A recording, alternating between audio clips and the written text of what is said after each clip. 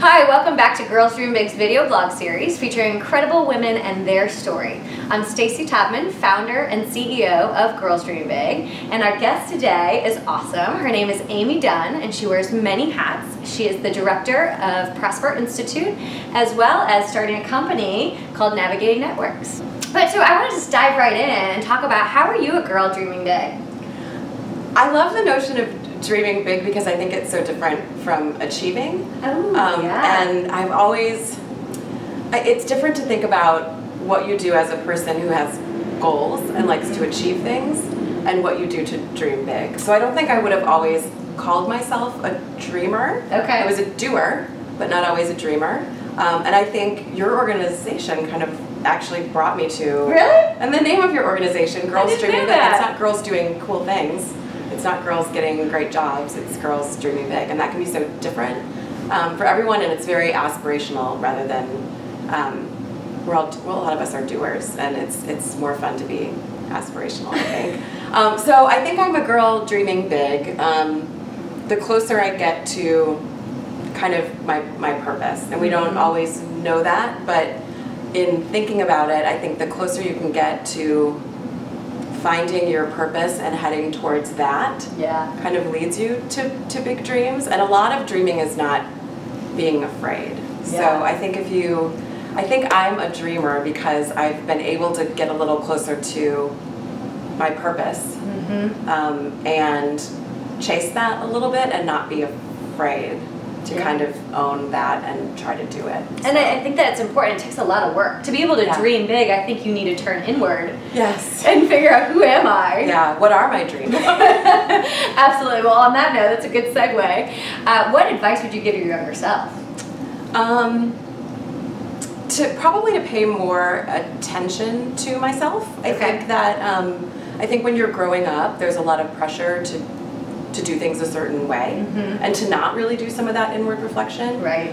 Or if you do some of that inward reflection and you find that who you truly are maybe doesn't fit the mold of what you think it's supposed to be, we easily get off track in doing what we think we should, back to kind of that achieving rather than dreaming. So I think my advice to my younger self would be, pay attention to yourself and don't be so afraid. Yeah, own it. Yeah, don't be so afraid to just do that thing that you want to do.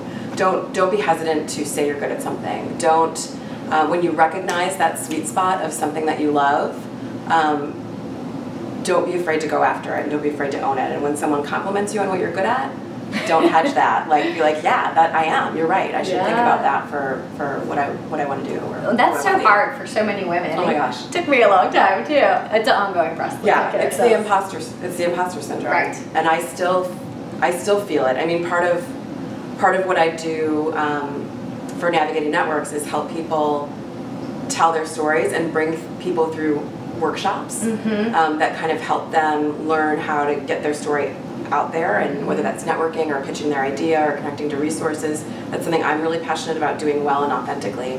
And when I get invited to go somewhere, every time I'm like, oh my gosh, they're gonna find me out. I don't know what I'm talking about, or what do they think I'm gonna perform like that I won't be able to do. And every time it's great, and I learn, I make mistakes all the time. We all make mistakes. But I always have that moment of like, oh crap, they're gonna know I'm not really good at this. But of course I am. So owning it and kind of pushing past, like quieting that echo in our heads that we have. The gremlins. The gremlins. Yeah. It's the gremlins. It's that negative committee that you need to tell to shut up and just plow through. And a lot of times that's just like faking it. Like that's just plowing through until you start to own little pieces of, yeah, I'm good at this. Yeah, I think too often people think if you're nervous you can't do something. Yeah, not true. Not true at all. A little bit of nerves are good. I think so too. So that's obviously not something you've always naturally been able to own. You know, being able to say how great you are about things. So what gave you the courage, or what helped develop that? Because that takes time, I feel like. Yeah, I think that I think doing it and practicing really helps, and then listening to the feedback I was getting. I think women especially are,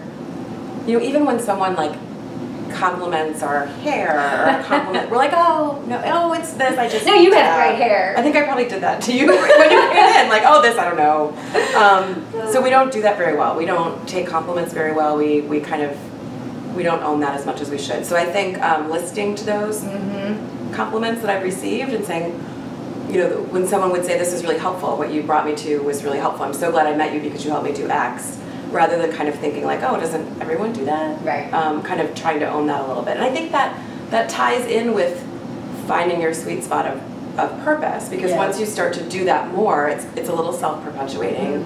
It feels great. So you're like, I want to do more of that. Yeah. And that doesn't mean being arrogant, that doesn't means that you stop learning, but it just means that you take the goodness in a little bit. And I think, I mean, it took me a while to kind of find that spot. I did a lot of other things before I started working in the entrepreneurship community here in St. Louis. I mean, I had, you know, 12, 14 years of doing other things that at the time I didn't know I wasn't really destined to do, but now I look and I say, oh wait, no, this is what I'm supposed to do. So I think it can take a long time, and you do have to be kind of patient with yourself. But well, I think all those things you probably did for those 12 years have played into where you are here. Led up to. And trusting that and being okay with that. Absolutely. So tell us more about what you do with Prosper. So Prosper is an organization that supports women in entrepreneurship. We recognize that there's a big gap in supporting women and women-owned businesses.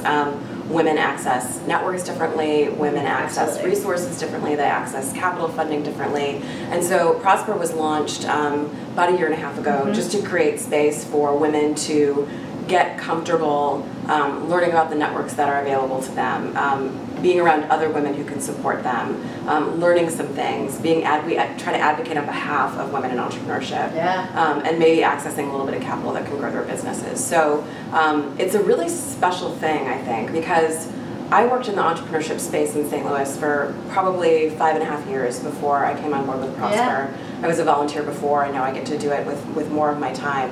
And I was often the only woman in many rooms of men, and often the youngest. And so to think that women are often in that situation, they want to do something, they want to start a business, they want to speak for a cause.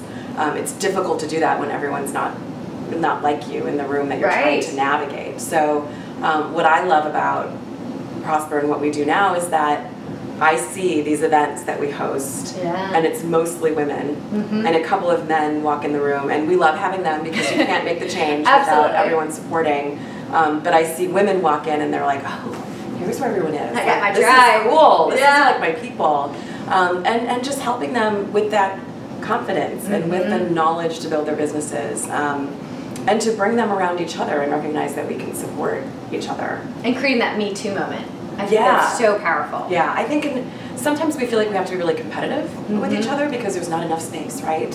And I think I was looking up quotes for a newsletter that we did, and I didn't include this one, but I really wanted to. It was Madeline Albright. She said there's a special place in hell for women that don't support other women. And it was a little strong for the purposes of what we wanted to use it for, but I kind of love it because I think that we can lift each other up and support each other, and there's so much beyond entrepreneurship, there's so much culturally that's pushing us down that I think it's our place, and kind of how dare we not, we don't want to be a part of that for each other, how dare we not try to lift each other up. Coming from abundance versus scarcity. I think too often as women we see somebody that has great shoes or whatever, great business, they're doing it, and that we think that takes away from us. But it's totally the opposite. Let's all get there together. Yeah, let's all help each other. So that's a lot of what Prosper does, and we've really been welcomed by the community, which has been great. And I think there's a real need for it. There's an unending stream of women who say, oh, I've been looking for this. It's such a great community. I don't know what I'd do without this. And so we hope to keep growing it and keep helping women other places.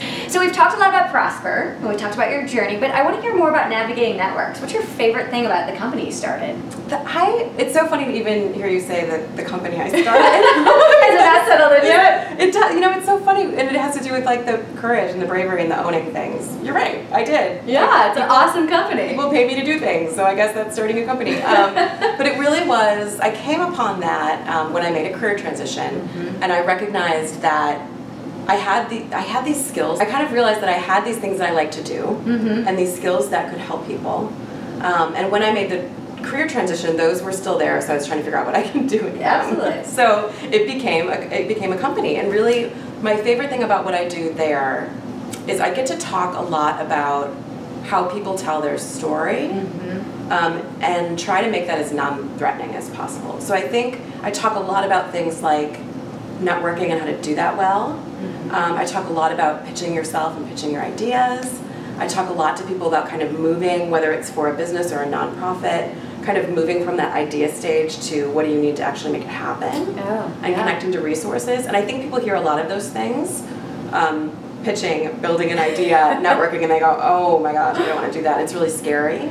So my favorite thing is coaching people through how to do that in a way that's not scary, because the non-scary, authentic, genuine ways are the best ways to do all that. Yeah, those resonate with people. Yeah, absolutely. Yeah. You're not going out like a robot, like making your pitch. That won't resonate with anyone. No. But to allow people to kind of go into this process where they can really discover what they want to say and what their story is and what's most important to them and what they need. Right. And to do that in a way that feels like them and is very comfortable.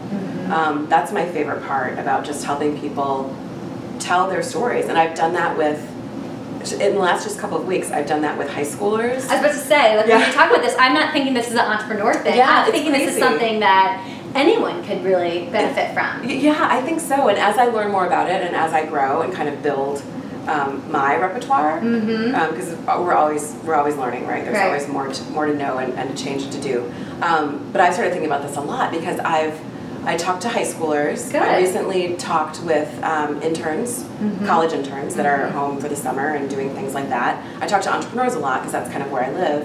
But I'm scheduled to have the similar kind of conversation with a group of lawyers at a law firm that are needing to get more comfortable kind of being out there and networking. And as I sit down, I'm so interested to see how these different people react. But then I also kind of think it's really the same. It really is. It's kind of the same no matter what kind of story you're telling on behalf of yourself or an organization.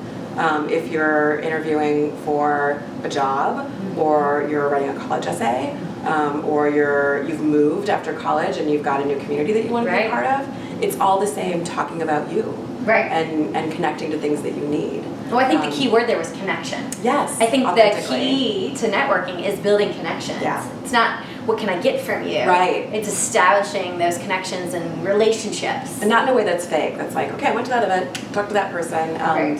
It's really about building relationships and being yourself because it's a whole lot easier. And you can't do that if you haven't worked on your story and who you are. Right. If you don't know what's important to you.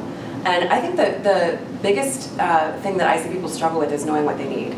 So there's being able to talk about yourself and your priorities and your values and what you can offer, which is great, and self-knowledge. But it's an extra step to kind of be able to talk about what you need. Because back to the thing of being afraid to like look like an imposter and to be afraid to ask for help, I think we're not good at that. But every conversation you have is such an opportunity to connect with something that you might need. So to do that in a really easy way, and to do that in a way that's non-threatening and doesn't feel fake to you while you're doing it, is just huge as far as building relationships. Yeah, I remember so often I would sit down when I would talk to women, they'd say, how can I help you? Yeah. And I couldn't answer. I was just, stuck like I am right now, and there's so many people out there that want to help you. Totally want to help. You just need to be able to know and ask for what you need. Yeah.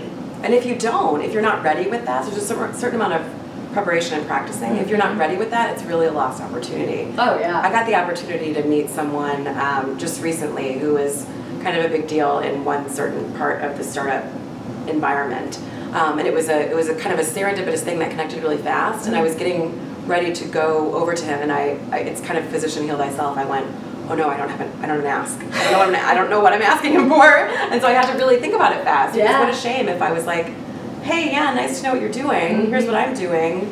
Okay, bye. Like, you've missed that. And we all need something, whether it's, what's an interesting book you've read lately, or an introduction, advice. I'm looking for an event where I can meet these kind of people. Where can I really think I want to be in this industry. Do you know anyone that might be willing to have me job shadow them? I mean, it's really endless, and they don't have to be hard. Right. They shouldn't be hard to Nikki. They should be easy in relationship building. Well, it sounds like you have so much to offer with navigating networks, and I love what you're doing with Prosper.